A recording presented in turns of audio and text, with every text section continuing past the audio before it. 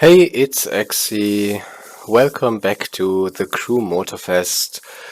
This time I wanted to take a look at the final event from the Electric Odyssey playlist, and I want to get over a little bit more in detail if this race is actually worth your time. And let's start with first a few things. This race is actually a multi-car or multi-category car race, which means you can race three categories or three types of vehicle at the same time. So it's split in three sections, and it's the first section is also off-roading, which you should keep in mind if you are using this race. So you can complete this race in roughly about 3 minutes and 40 seconds. It's the average time here. It's not the fastest time. My fastest time yet was about 3 minutes and 33 minutes. And I raced it while using Hypercar, Race Car, and Alpha GP. Yeah. This means you can race this race in 17 times roughly each hour. Yeah, you can see the gains from money and XP at every time at the end of this video if I stopped talking. Alright, let's get over to the pros and cons. So pros would be, as I mentioned already, you choose three car categories at the same time. This means you can also, since the first one is off-roading, you can choose off-road cars in the first section. So you can even choose motocross. But keep in mind, motocross is very slowly, so this takes a while longer then, but it's still doable. And also monster truck, for example. What I discovered is I personally use a hypercar category since it's very easy to use this at the first section of the race, but it depends on the hypercar. Yeah, for example, the Agera works perfectly fine, and also the Centodici from Lamborghini, which is even better than the Agera on off-roading. And this means if you're using three different car categories at the same time, you get 2 parts by default for each category. This means 6 parts, which isn't a lot, but the money and XP on top of this is actually quite good, which I think, so the rewards are pretty decent for this race. Yeah. The race is good for every ground category. Sure, you can't race boats or planes in here. Yeah, but this is what you need. I think this is what you expected already.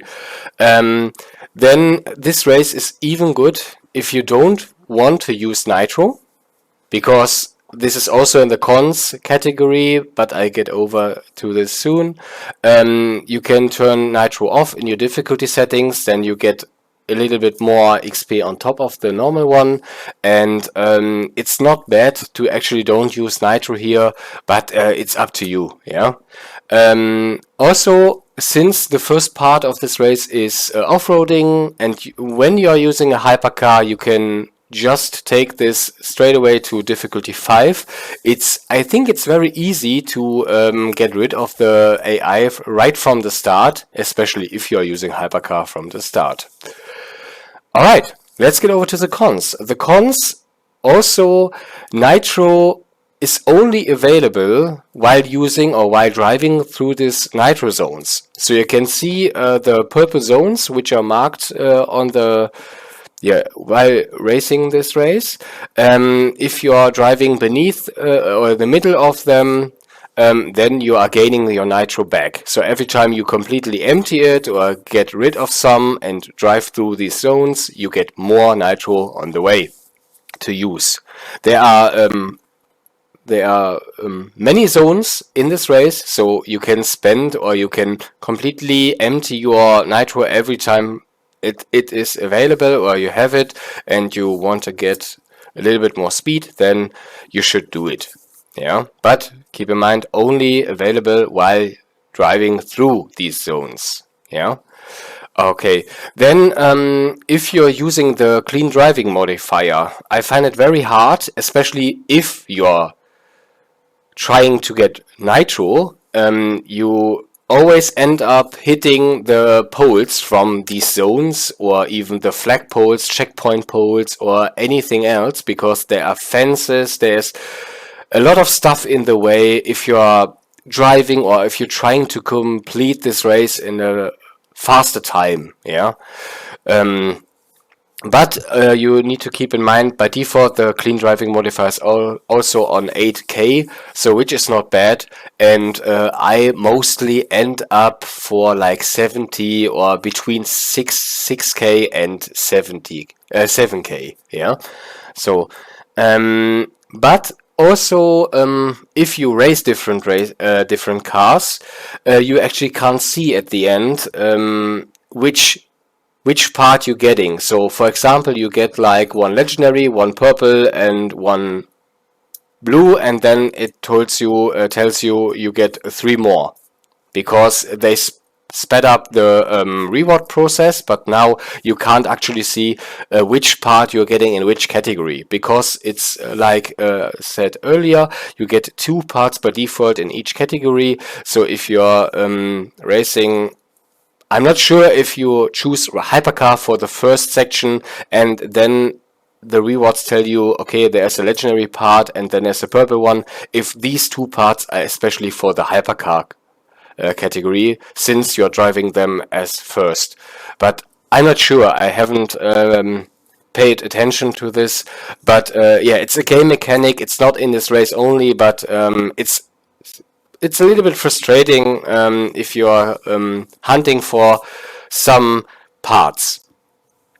So also what I need to mention, it's not pro, it's not con.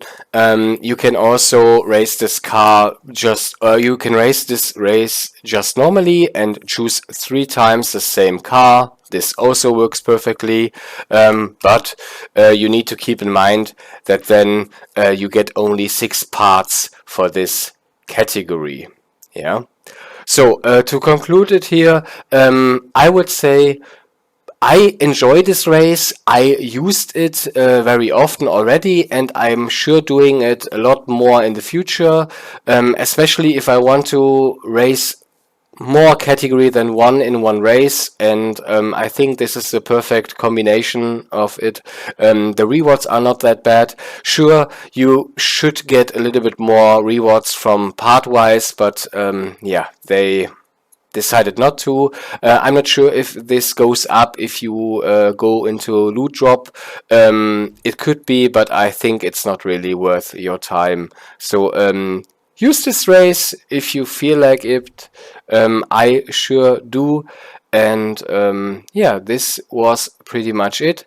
I hope this video helps. And if it does, please leave a like, and also please subscribe to my channel. It helps me out a lot, and I will make sure to get more videos out for you, especially on the Crew Motorfest. Yeah, take care and bye.